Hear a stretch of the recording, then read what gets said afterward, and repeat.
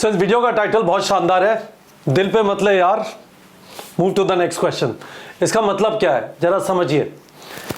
मैं आप लोगों से यह कह रहा हूं, एक बहुत सिंपल सी छोटी सी चीज इस वाले वीडियो में आप लोग को बताना चाहता हूं, जिसका आपको हर बार जब आप टेस्ट लिखेंगे, चाहे आप डीपीपी जनरेटर से 30 क्वेश्चन का टेस्ट लिखें, या हमने जो टेस्ट दिया उसमें कोई टेस्ट लिखें, या टारगेट बैच का टेस्ट लिखें, आपको क्वेश्चन पे अटकना नहीं है। इसका मतलब यह है, पहला क्वेश्चन आपने देखा, नहीं समझ में आया,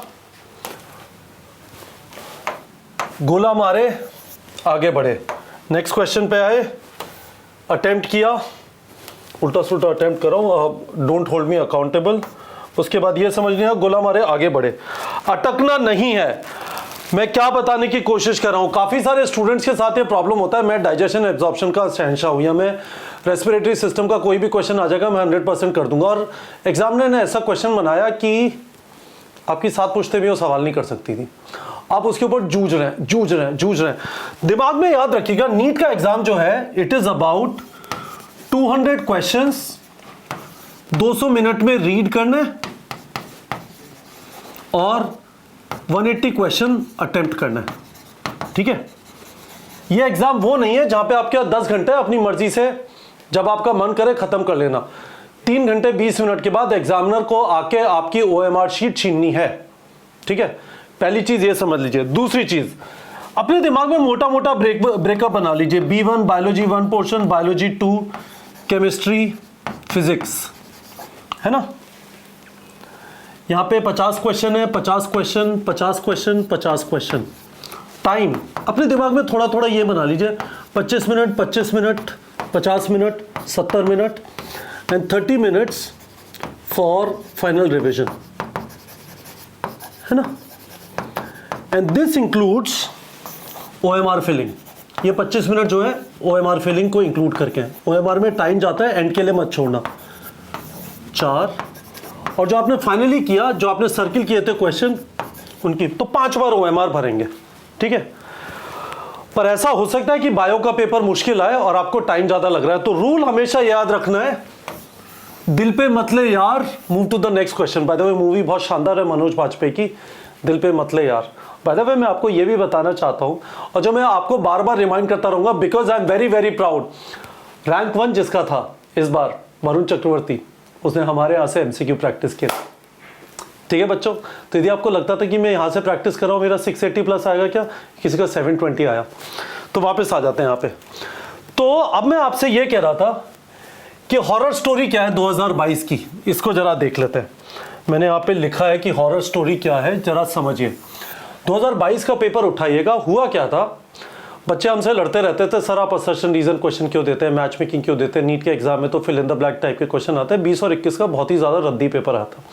22 के अंदर उन्होंने मोटे मोटे सवाल दिए।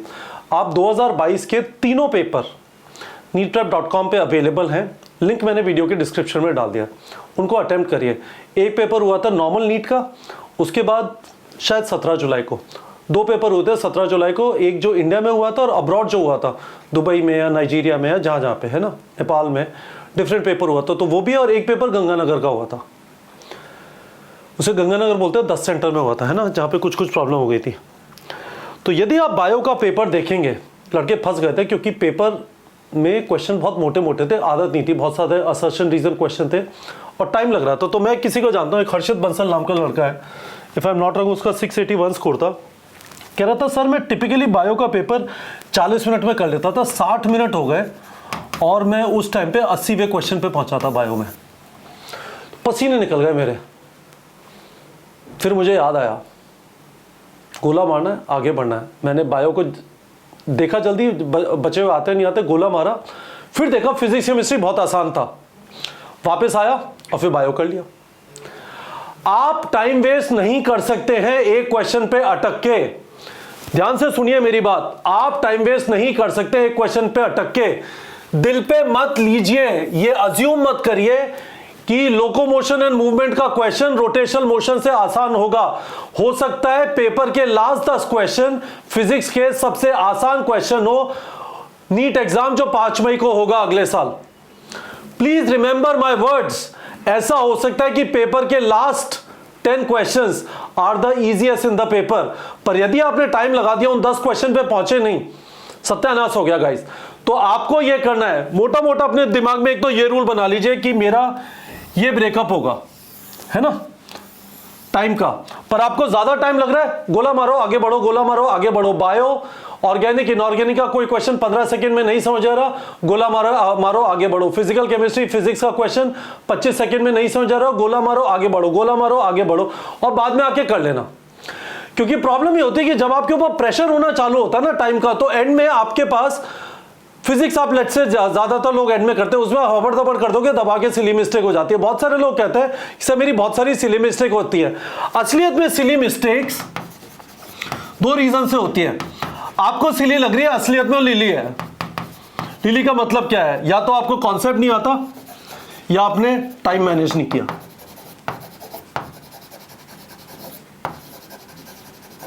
ठीक है, तो सेंटी नहीं होना है, दुखी नहीं होना है कि ऐसा कैसे हो सकता है कि मैंने बायो के इतनी अच्छी तैयारी की थी पर मेरे से सवाल नहीं हो रहा।